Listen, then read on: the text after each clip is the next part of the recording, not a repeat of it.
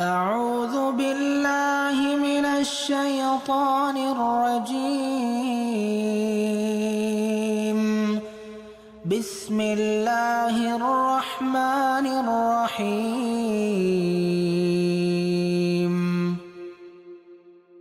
إذا السماء انشقت وأذنت لربها وحقت وإذا الأرض مدت وألقت ما فيها وتخلت وأذنت لربها وحقت يا أيها الإنسان إنك كادح إلى ربك كدحا فملاقيه فأما من أوتي كتابه بيمينه فسوف يحاسب حسابا يسيرا وينقلب إلى أهله مسرورا فأما من أوتي كتابه وراء ظهره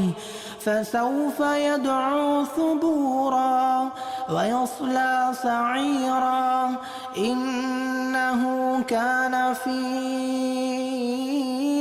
أهله مسرورا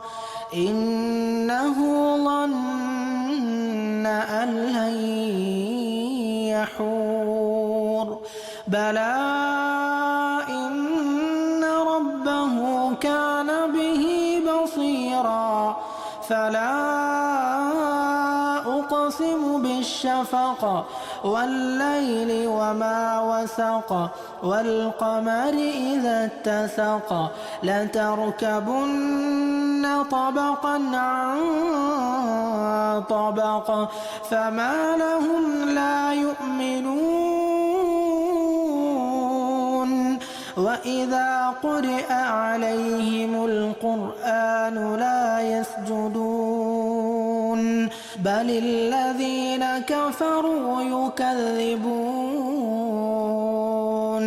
والله أعلم بما يوعون